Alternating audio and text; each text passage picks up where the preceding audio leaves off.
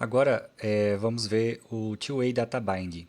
Então, assim, a gente teve aqui no projeto que a gente fez, né, a gente teve o Event Binding, que é a gente mandava o do template para o nosso componente lá para a classe, e a gente tinha um Property Binding que fazia esse inverso do nosso, trazia, né, o valor lá da nossa classe para o nosso template.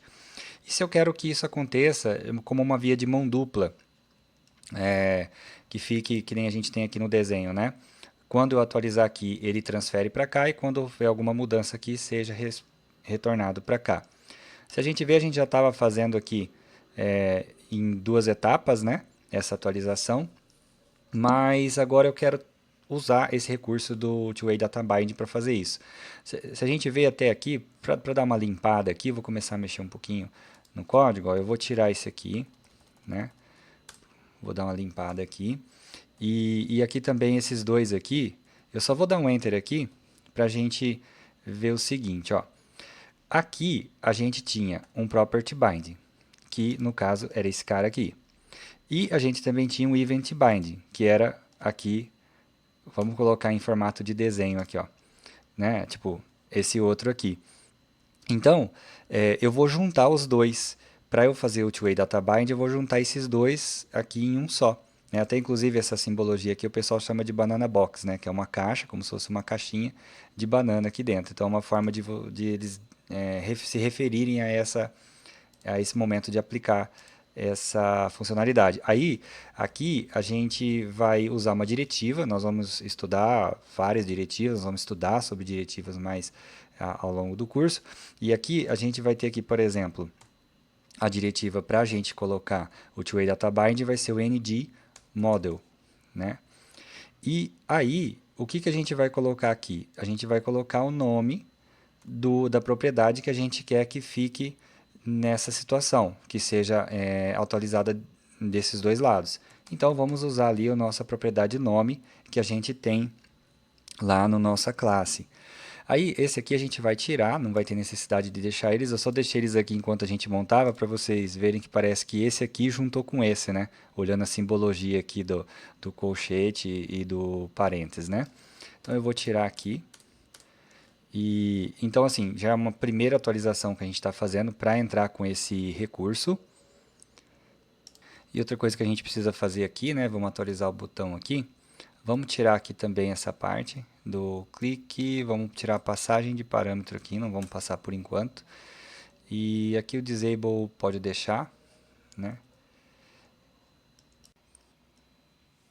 Aí aqui, a gente vem aqui na nossa classe, vamos dar uma limpadinha nela. Vamos tirar o alterar aqui.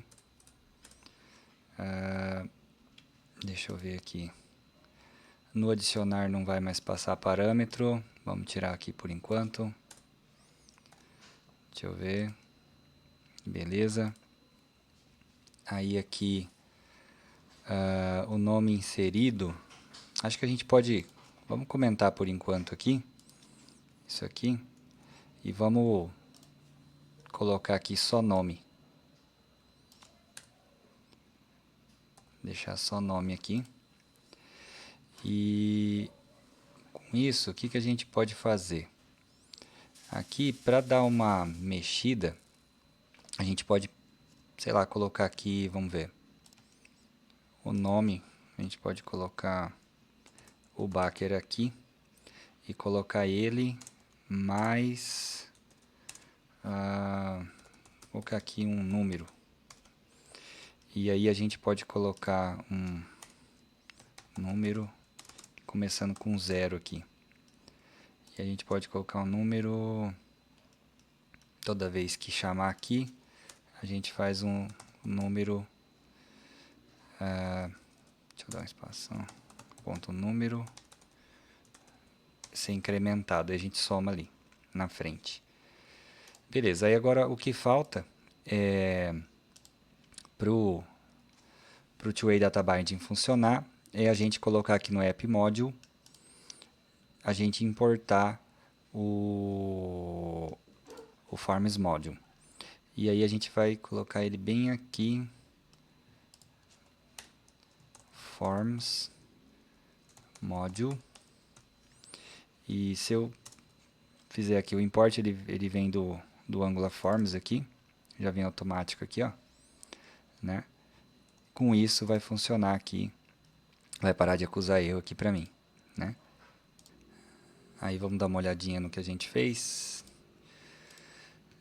Aí tá vazio aqui, né? Porque esse aqui, na verdade, ele tá agora reproduzindo o que tá aqui no nome. O nome tá vazio. Então, quando eu rodo lá, chega aqui e tá vazio. Aqui está desativado porque eu disse que aqui quando o nome.length for igual a zero, vai retornar true dessa instrução e ele vai ficar desativado. Aí se eu pegar e mudar aqui, começar a escrever alguma coisa, ele começa a mudar o valor do nome, né, e automaticamente ativa o botão.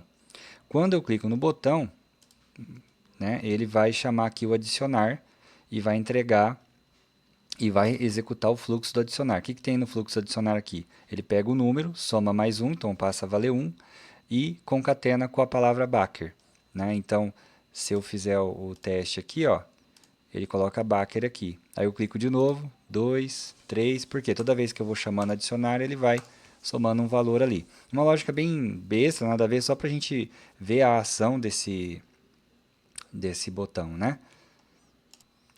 Então, assim, um ponto importante para fechar esse assunto do two-way data bind, né? É o que eu tenho aqui que eu preciso para usar ele. Eu tenho que declarar aqui, né, fazer a importação do forms module, senão essa diretiva não vai funcionar, né? Por isso que ele estava dando erro aqui. Se eu chegar aqui e tirar do app module essa instrução aqui de importação, ele já começa a dar erro aqui, ó, já até ficou vermelho, tá? Não está funcionando. Então eu preciso ficar atento a essa importação, onde eu for usar a diretiva ngModel para colocar o two-way data binding, eu preciso fazer esse import, né? Então no componente que eu for usar eu preciso fazer isso.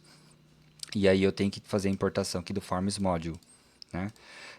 Nesse sentido aqui, só dessa forma eu já estou conseguindo fazer a via dupla de atualização, né? E com isso eu consigo fazer o tão famoso two-way data bind entre os dois, entre template e o component. Agora vamos falar um pouquinho sobre diretivas, né? E aqui eu fiz um esboço aqui para a gente poder ver sobre as três que nós temos em Angular, né? As diretivas, elas são assim instruções que a gente passa ali no template no HTML. E aqui eu vou apontar aqui as três que nós vamos estudar. E o componente, ele é um tipo de diretiva com um template, que seria o HTML, né? Então essa diretiva que a gente já trabalhou nas atividades, deixa eu só marcar aqui, pegar cor preta. Então isso aqui ele é uma diretiva, né? A outra diretiva que nós temos, ela é a estrutural, que ela mexe com a estrutura do nosso documento. Então aqui a gente tem um exemplo onde está usando aqui essa situação que a gente vai estudar, mas por exemplo aqui, se o usuário está logado, então ele mostra essa mensagem aqui, né? Então a gente tem uma diretiva estrutural, ele mexe com a estrutura, ele mostra, oculta alguma coisa, um exemplo, né? E aí nesse caso a gente tem uma condição, se não atendida ele remove esse elemento lá, e caso contrário ele insere, ele mostra esse elemento lá para a gente no nosso documento, né? Então é o segundo tipo de diretiva aí. Então a gente tem a primeira que é o componente, a segunda que são diretivas estruturais, e nós temos a terceira aqui que são diretivas de atributos, onde essas diretivas de atributo elas modificam o comportamento ou a aparência de um elemento. Então aqui a gente tem um elemento H2, a gente está aplicando aqui a diretiva que está mudando aqui para a cor azul, né?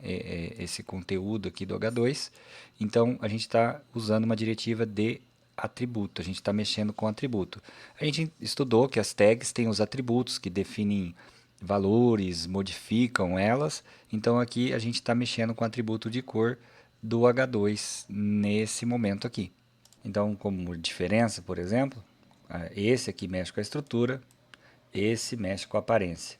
Então, esse aqui ele pode não mostrar, ou seja, retirar um elemento, colocar um elemento na árvore do DOM, que é nosso documento de HTML, e esse aqui ele não vai fazer isso, tá? A diretiva de atributo ele vai mudar ali o elemento, não a estrutura do HTML, do DOM.